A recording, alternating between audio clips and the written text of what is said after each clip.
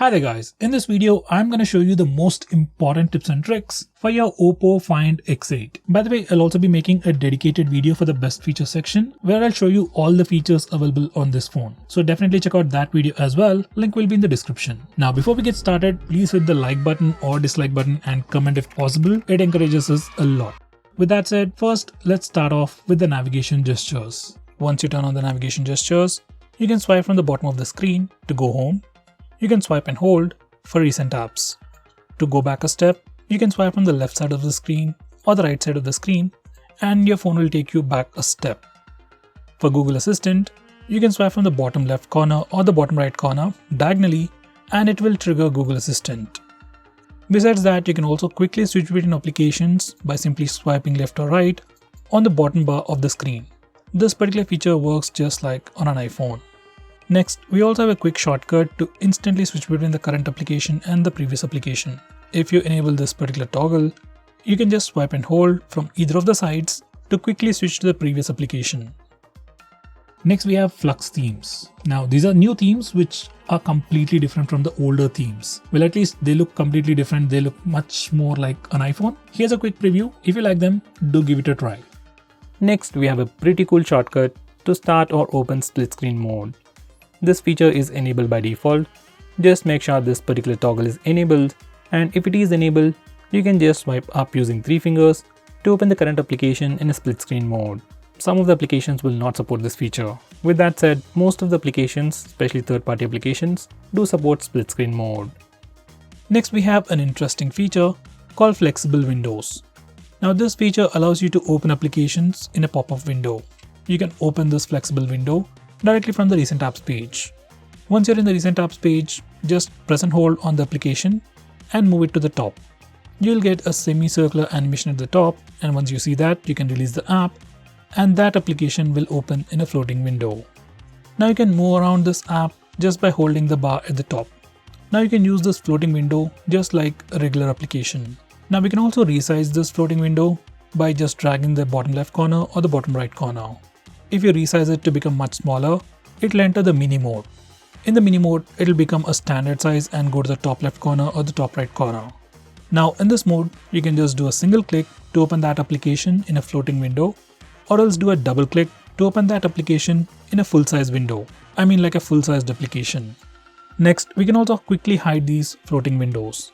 Just bring the window to the left corner or the right corner and then the application will hide.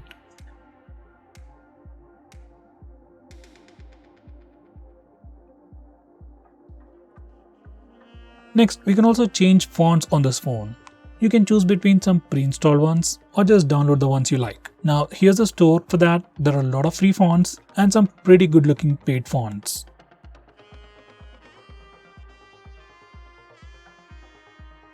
Next, I'm going to show you how you can hide files. Now on this phone, there's a feature called Privacy Safe, which allows you to hide files. Any file like documents, video files, music files, you can literally hide any files. Once you enable this feature, you can directly go to the private safe and hide files, or else no matter where you are, whether it's the gallery or a file manager, you can select the file and click share and then send it to the privacy safe. And that particular file will be automatically hidden. It's a pretty cool feature that comes built into the phone.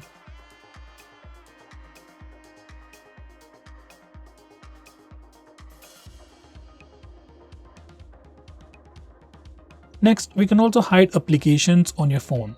Let's say you want to hide some net banking related applications or authenticator applications, then you can do that on this phone. Just go to the settings, hide apps, and from here just set up the password and the keyword stuff, and once it's done, just select the applications that you want to hide, click OK, and all those applications will be hidden from the default app drawer. Now to open those hidden applications, just open the phone dialer, enter the secret code, and now you can access those hidden applications. Next, I'm going to show you how you can lock applications. Once again, if you have some security related apps that you don't want others to open easily, then you can lock all those applications. Just go to settings and from the privacy section, you can access the lock apps feature. From here, you can lock all the applications that you want. By the way, we can also use face unlock and fingerprint unlock to unlock those locked applications just for a bit more convenience. If you're going to lock up some important apps like net banking applications or something related to stocks and stuff, then I would recommend you not to use the fingerprint and face unlock features. Better enter the password yourself.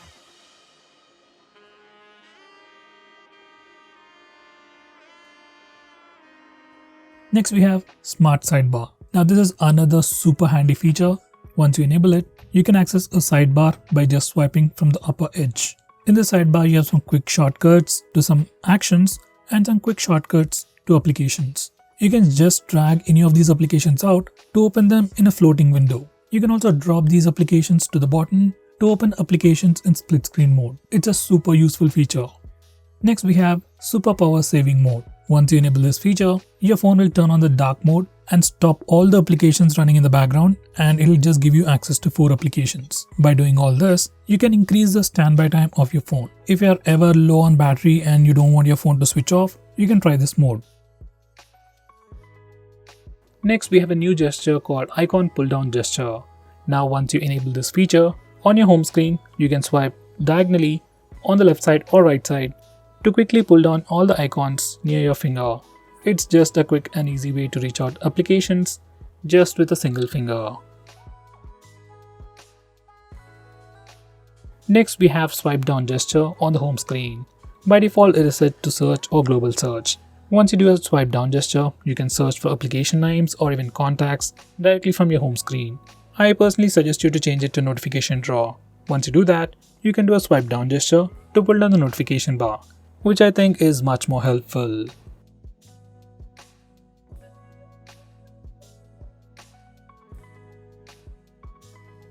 Next, we can also change the display resolution on this phone.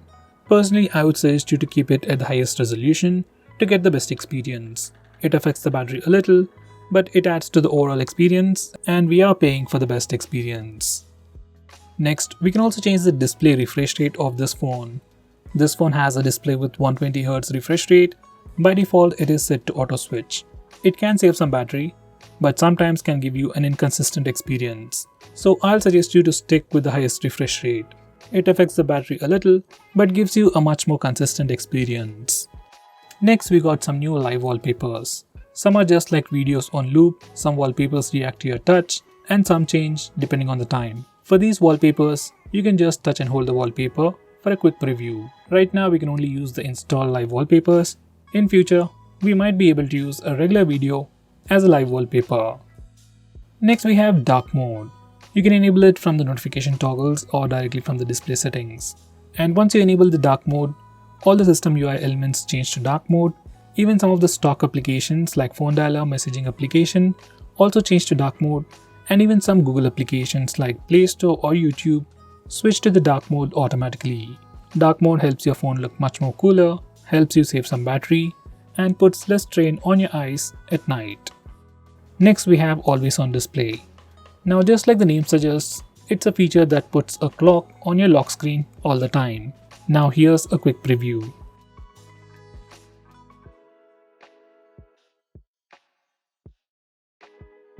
From settings, you can also change the clock styles, and you can also schedule it to automatically turn on and turn off at a specific time to save a little bit of battery. Now this is a very old feature, but ColorOS has brought us something new. Like, we have new styles and something called Canvas, which can improve the overall experience. If you're interested, do give it a try.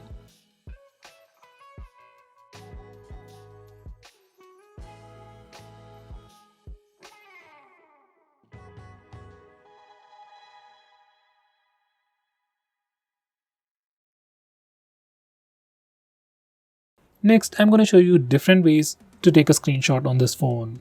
So first, we have the normal way where we can use the buttons. Just press the volume down and power button both at the same time to take a screenshot. Next, we have 3-finger screenshot gesture. Now this feature is enabled by default. To take a screenshot, you can just swipe down using 3 fingers and your phone will take a screenshot. It's just like pressing the buttons, but instead of pressing the buttons, you just need to swipe down using 3 fingers and your phone will take a screenshot. Personally, this is my favorite way to take a screenshot. Next, I'm going to show you how to take a long screenshot. For that, first take a regular screenshot and then click on the preview. Now select scroll. Now you need to scroll the page. And once you're done, you'll get a long screenshot. Finally, we have partial screenshot. To take a partial screenshot, just place 3 fingers on the screen for a second and then slowly swipe down. Once you do that, you'll get a preview window and then take a partial screenshot. You can also resize this preview window to get an accurate screenshot. Next, I'm going to show you how to record the screen on your phone. For that, first go to the toggles. We have a dedicated toggle called Start Screen Recording. Just bring it up. And now we can start video recording just by using this toggle. Just click it and screen recording should start in 3 seconds. If your phone asks for any permissions, just grant them all.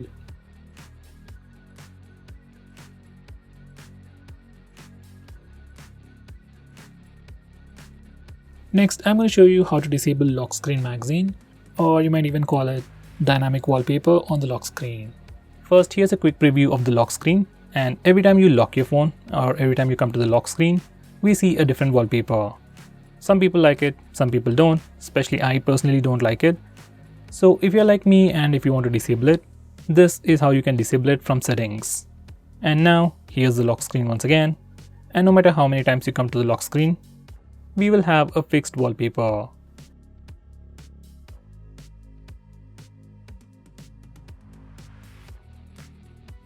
Next, I'm going to show you some camera gestures. First, we have touch. Once you enable this feature, we can take a picture by just touching the preview screen. It works for both the rear camera and even for selfies.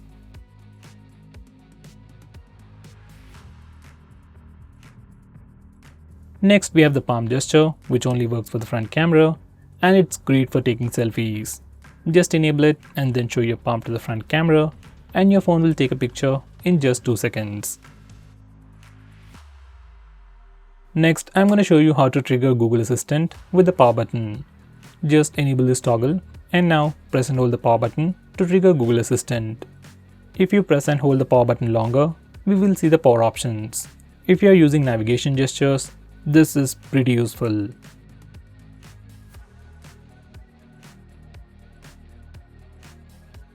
Next, we have some important screen off gestures. We have things like double tap to wake,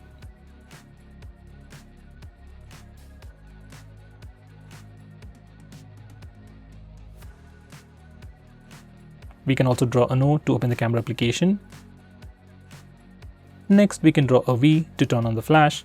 We also have more like music controls and custom shortcuts, but most of the time I just draw V to turn on the flash, and to turn it off we can press the power button. Next, I'm going to show you how you can change your default apps, whether you want to change your default launcher, default browser or anything. For that, we need to first go to settings. Once you're in settings, select app management, then select default apps. Now from this page, you can change your default launcher, default SMS application, browser and so on. I would definitely recommend you to change your default browser to Google Chrome. Next, I'm going to show you how to display the battery percentage on the status bar. For that, go to settings, then select notification and status bar, and then enable this toggle. Once you do that, we can see the battery percentage on the status bar.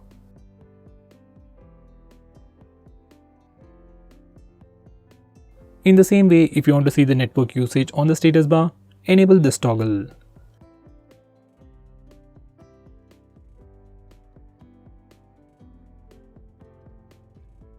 Next, we have voice charging. Now this is a brand new feature which can slow down your battery's aging. Once you enable this feature, your phone will learn your charging habits. So when you charge your phone will normally charge quickly up to 80%, and then it will slow down the charging speed to improve your battery's age. Next, we have notification history. Now this is a pretty cool feature that can record all the notifications that you get. So even if you accidentally clear all the notifications from the notification area, you can go to the notification history section to see what all notifications you got and at which particular time. Next, we have this toggle to enable the OTG. Now OTG pen drives are not automatically detected by default. It's a security measure. So if you want to use an OTG pen drive, just come here, enable it, and then you can use an OTG pen drive. Next, we have recently deleted. In your albums application or gallery application, whenever you delete anything, it won't get deleted immediately. All those deleted files will be put in recently deleted folder. You can access it from here. If you want, you can once again delete them. You can also choose to disable this feature from settings.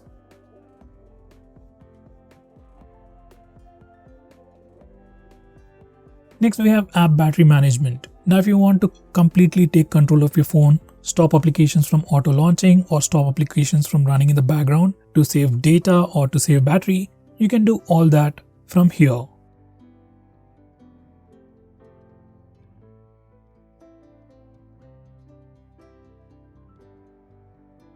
So guys, these are the most important tips and tricks for your phone. If I missed out on anything important, do let me know by commenting below this video, and definitely check out my video on best features. Link will be in the description. Now with that said, if you're planning to buy this phone, please use the link in the description. It always helps the channel. If you want us to make any specific video, tweet out to us with the hashtag AskGreedyTech on Twitter and we will try to make it as soon as possible. I'm Nikhil from GreedyTech signing off. Have a nice day.